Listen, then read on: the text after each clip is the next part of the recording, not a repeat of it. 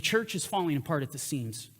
It really is. Think about what's happening in the world today. Our country is literally spiritually collapsing. We have sexual immorality running amok, idolatry, covetousness. We have unforgiveness. We have bitterness. We have division. We have fear. We have confusions. And understand something, it's in the church.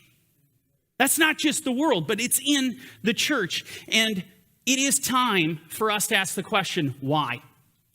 Why are these things happening? How did we get here? You ever wonder when you get yourself in a situation and you sit back and you reflect, you go, what in the world happened? How did I get to this point? There have been married couples that are married 30 years and all of a sudden end up in divorce, and the wife is sitting back going, what happened? What happened to our marriage? I'm telling you, this is our scenario right now. In the modern day Christian church, this is the scenario, and it is time we assess. It is time we step back.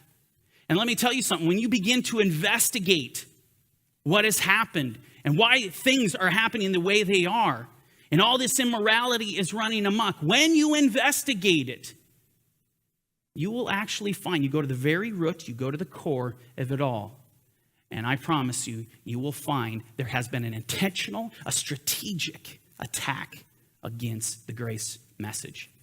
That's where it all begins. That's the very core of it all. There's been a strategic attack by Hasatan to come and pervert the beautiful grace message that God has given in its pure form, that was to bring life, that was to bring joy, that was to bring salvation. Satan has come and he has corrupted it.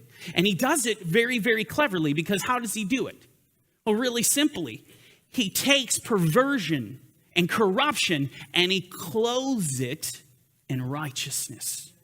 He clothes it in righteousness.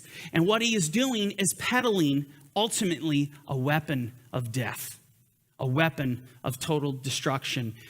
Any question to this? Open your eyes. Look at the church, look at this country, look at the world. There's no question about it. It is a free gift. It's free.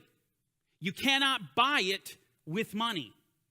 You think about, could you imagine a conversation? This kind of goes back to what I was alluding to last week. Could you imagine a conversation with the father and his son, Yeshua, and saying to his son, son, I'm sorry, but the inhabitants of the land whom I have created have bargained for your life. They have offered me $2 trillion.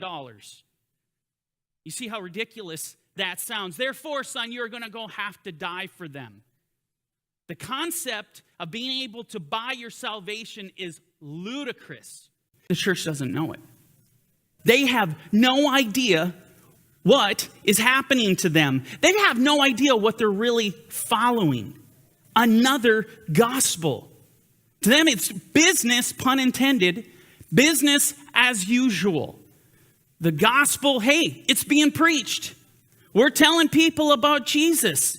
Everything's wonderful. The only problem is it's not the gospel of this book. It's not the gospel that the first century Jewish people, these Jewish believers, the Jewish disciples that went out and transformed the world, turned it upside down. It is not that gospel. But I'm going to tell you, it sounds good, and it feels even better.